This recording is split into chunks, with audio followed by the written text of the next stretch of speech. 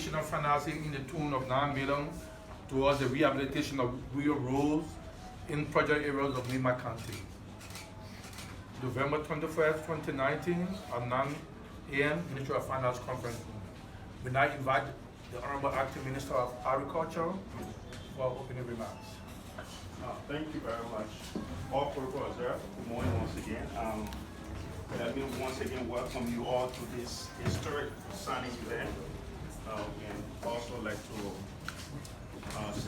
extend our thanks and appreciation to IFAD for this initiative. This will go a long way in building the capacity of farmers in the 9 counties, and also will help boost economic growth in our country. We can assure you that the Ministry of Agriculture is committed to this process, and will make sure that this program is work with the program and make sure that they come to completion. We have some of our best people on this project. And once again, I want to say thank you.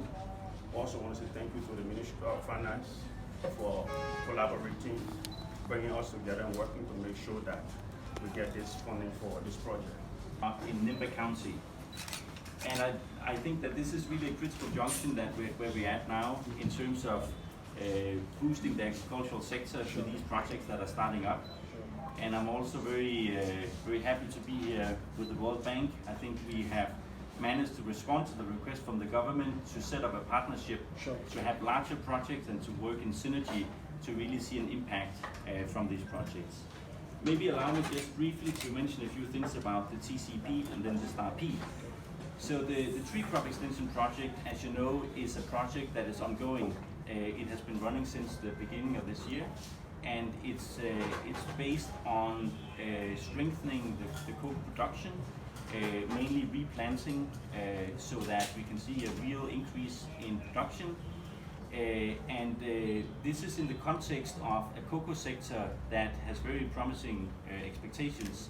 Right now, I believe that 12% of all cash crop exports in Liberia are from the cocoa sector, and there is an expectation that also employment in the sector can triple over the next 10 years, also youth employment. So we have a lot of expectation for this.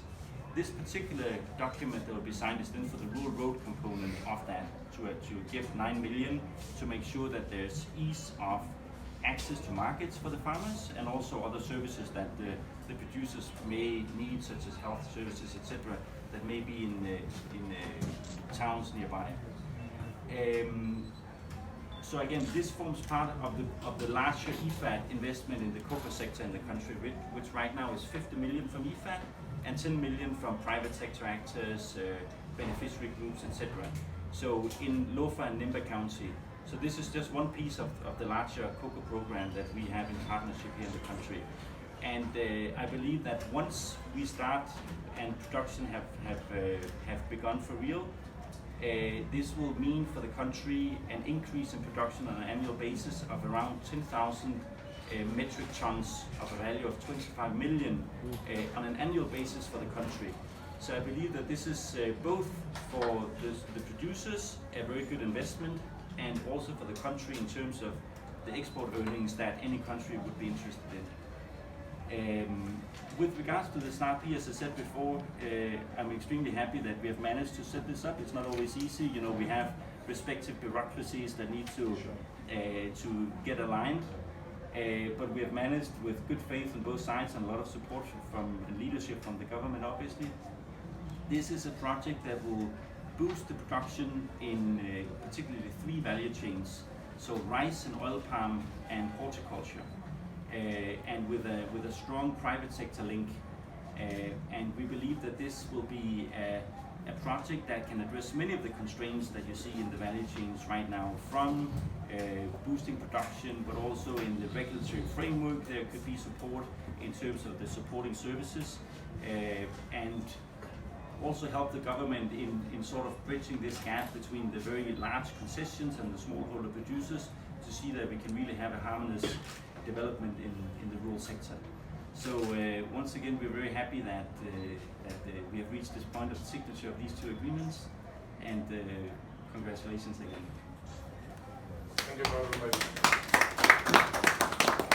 We now have remarks by the country representative of the World Bank. Thank you very much. Let me join my colleague, Honorable Minister, in congratulating you on this great news of the arrival of the bouncing baby boy. I look forward to my cigar. Where's the cigar? Come on. Okay, got it. Yeah, and I think it's really coming at the right time when we're signing this agreement between IFAD and the government of Liberia. Like my colleague has said, this has been a long time coming, but we're pleased that now it's come to fruition.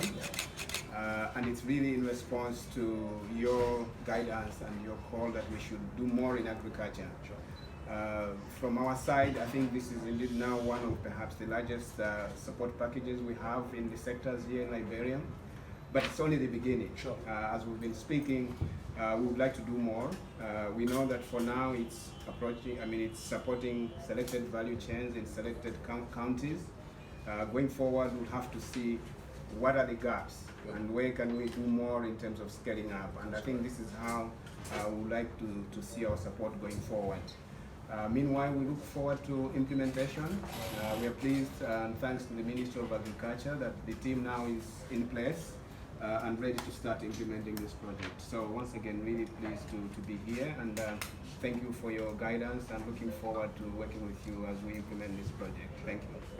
Thank you very much. Mr. Acting Minister of Agriculture, Cabinet Minister of Finance, officials of IFAD, country representative of the World Bank. It is now my pleasure and honor to invite the Minister of Finance and Chief Economic Advisor of the Government of Liberia for remarks. Thank you very much. Obviously, I'm very excited today. Yeah, I know, for some time I thought I was never going to have a boy child, and didn't know what it feels like to be a father of a son. But now I know that. I've been missing a lot. I join many of you guys who have taken this thing for granted. It should not be taken for granted. So yeah, thank God for my wife who's recovering at the hospital, Women of Hope. And thanks to Dr. Jala, the Minister of Health. She administered the delivery. So let's give her a big thanks. Yeah, so I'm very happy. But I'm also happy that we are here to do this signing. And when I became minister, one of the first places I visited was your office, IFAD. And I think when I went there, we had a lot of conversations about ongoing projects, about the need for impact, the need for stronger coordination and collaboration across the partnership and the donor space. And we've been driving that message. The President had a visit at the Ministry of Agriculture, I think several months ago, bringing all of the partners together and saying, we do know that there are significant resources invested in this sector, yet we still are food insecure. We still see serious gaps in delivery. So something has to change. And I think partners got that message. So ever since, we all have been trying to hone this thing. How can we work better together? How can we realign with the PAPD? How can we streamline and sharpen the focus and take a more comprehensive approach at the just ended annual meetings, thanks to strong performance by the country director and regional director of the World Bank. Along with me, we had a discussion. There was a big, elaborate agriculture conversation, and the bank is, also we had conversation with the African Development Bank, and so everybody's like, okay, we need to reset, we need to think bigger. There are ongoing projects like these, it's great, but we also then, as he said, we need to scale and take a step back and see what we have to do for agriculture. If this country has to lift people out of poverty, it is going to happen in the agriculture space. You're aware that the President is taking his time to really find a new agriculture ministry. There's a lot of thinking going into that.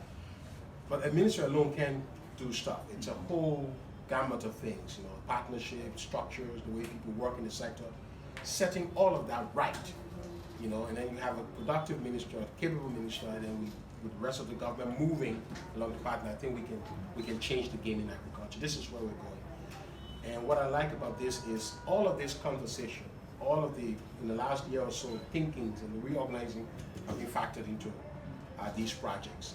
as evidenced by your collaboration with the bank, IFAD and the World Bank agreeing to come together to syndicate and do this. We're also going to see that happening with the World Bank, the African Development Bank, and other partners working in synergies to improve effective delivery, efficiencies, and then just solve the agriculture problem gradually. You know, I think that's the way we're going. So I'm very excited. Cocoa, we should do better in cocoa. We do know that. We did better before the war, all right? And then for some reason we changed the model. Ghana, in the West African region, Cote d'Ivoire are doing extraordinarily well. And there's no reason why Liberia cannot follow suit. We have the same climate as these countries, probably even better. And so we need to think hard about how we take cocoa to well beyond 1987. You know, production levels. The evidence shows that production have been going down. We look at the data. And so the question then is, it's incumbent upon the government, it's incumbent upon IFAD and the World Bank and other partners to sit strategically and say, let's solve the cocoa problem. You know, let's look at the value chain. Let's get the private sector in. Let's deliver better. Let this project impact more families, more stakeholders in the sector. I think that's. I'm confident with the realignment and the rethinking and the energy you bring to this new approach now, along with the monetary mechanism that we were jointly put in place. I can see where this is an elevation from where we were. So I'm very, very happy for the and the rural road component also. Road is the president's agenda, because if farmers don't have access to roads, then obviously there's a challenge there. So working with partners again, we talked with CCRAM, we talked with feeder roads done by CETA. Now you're doing this. It's all going to happen over time. Development, serious development will take some time, but with commitment and clear monitoring, the results will happen. What this president and this government are bringing to the table is this commitment to drive impact and to look along and say, we're not getting results here, let's go back and nothing should be set in stone. We should have the flexibility and the adaptability to change things when they're not working. In the social sector, we're also going to see some of that. A lot of resources in health, for example. Evidence shows from the WHO that a third of government resources, of partner resources not working in health is spent inefficiently. But this is money already locked in. So what can we do to change that so that we improve the efficiency of the expenditure? Those are the conversations we're having with all of our partners. Yeah, STAPI, World Bank is a signature project. But as we said at the annual meetings, it's just a project. The consensus that came out of the annual meeting is that we're not going to take a project approach to agriculture. We're going to take a system, sector-wide approach to agriculture. So that, because it's the project by project view, is a silo view. You do this project, you do this one, you need to step back and see these projects in the broader span of things that's happening in the sector. And then through that prism, I think we can solve the whole value chain gamut. On the food crop side, look, 70% of our people work and depend on agriculture, work in the sector and depend on agriculture. But we see the challenges there. And so STAPI and the African Development Banks, that is what, what's called, I'm running on the acronym, the World Bank, STAPI, SAPEC. So STAPI, SAPEC, plus the other Ps that are coming, I think what we want to do with them is to just enhance them. I think that's where we want to go, to work better with our partners. The smallholder agriculture model is where the world has gone. When we empower local farmers, give them the extension, give them the inputs, fertilizers, insecticides, solve road constraints. There's no reason why we can't raise food production in this country. There's no reason why. We should see food production ramping up with this new approach.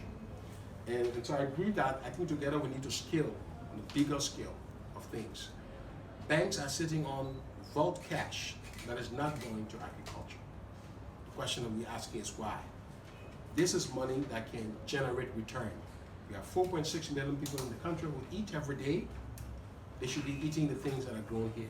The banks should put their money there. But the banks are saying it's too risky. It's too risky because we've not organized the financing flow. So So as I said to the IFC at the annual meetings, IFC and the bank should help the government, other partners to de-risk lending to agriculture. Let bankers see agriculture as a place they can make returns. The share of money from the banking sector going to agriculture today is just around, what, 2%. This is negligible, so nobody's going there. It takes a significant amount of time for farmers to have access to loans. You talk to rice growers like Janine Cooper, they have a litany of complaints. It takes us 6 months just to even do paperwork to get a loan from a bank.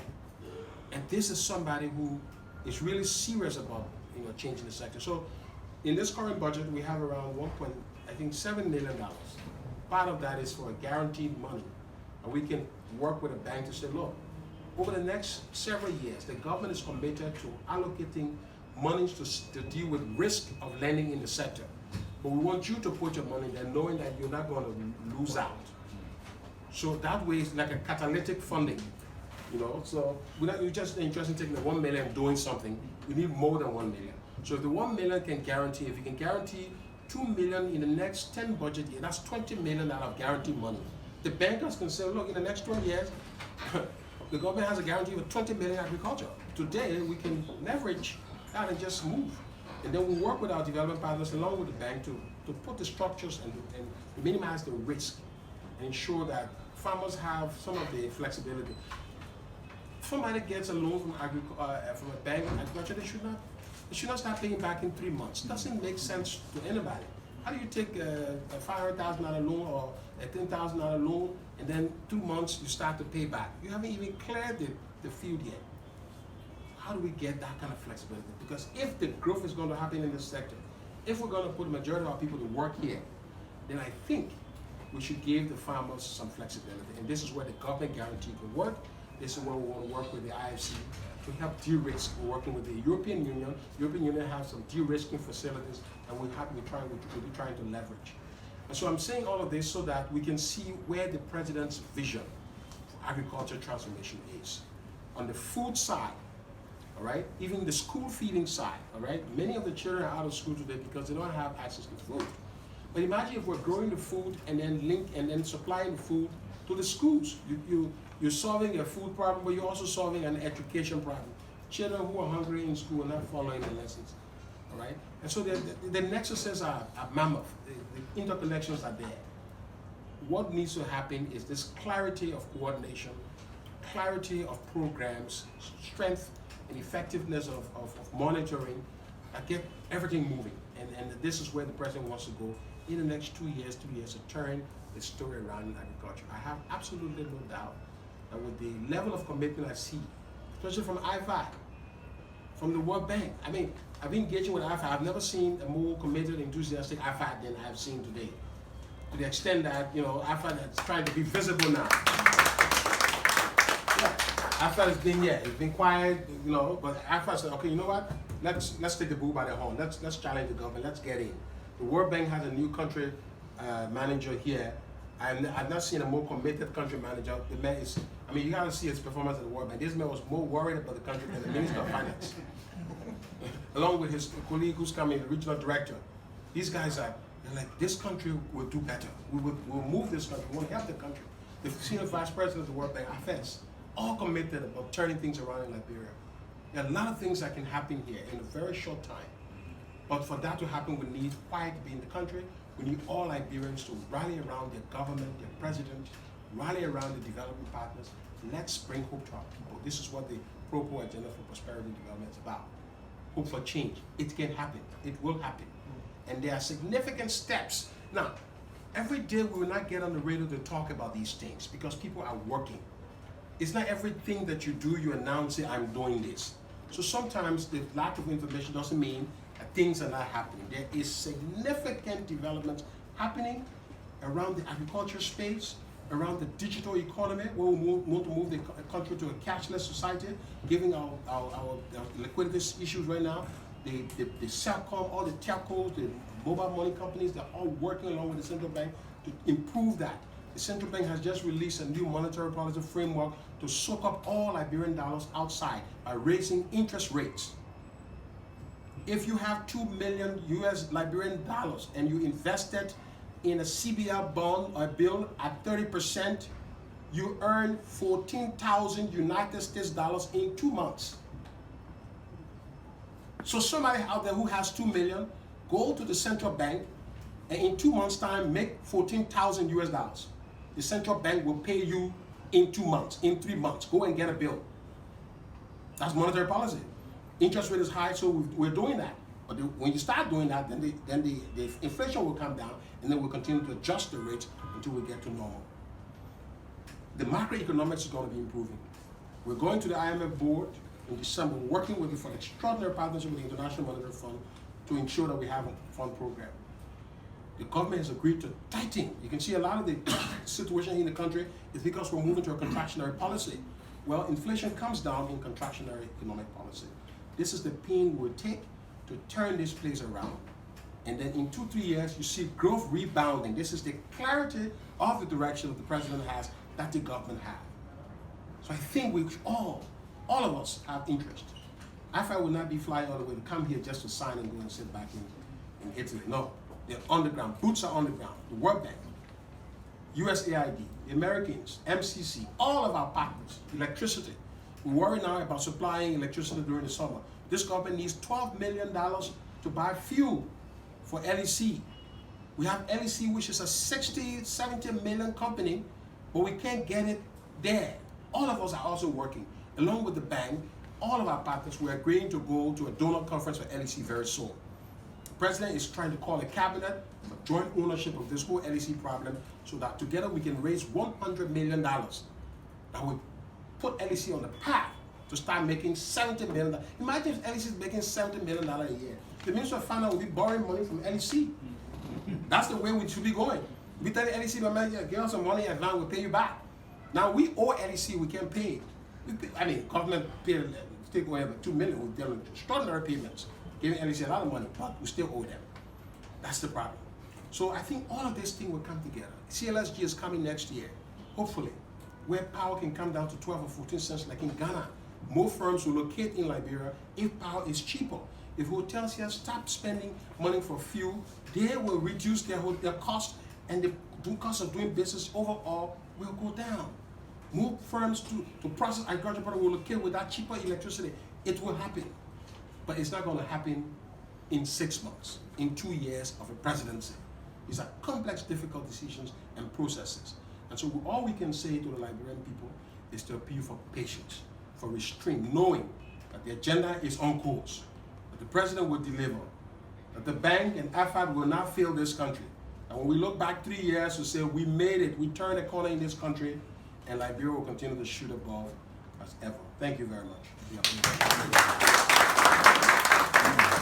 Before we move to the signing ceremony, we'd like to recognize the present three of our 3 members of the National Legislature that are here present in this signing ceremony.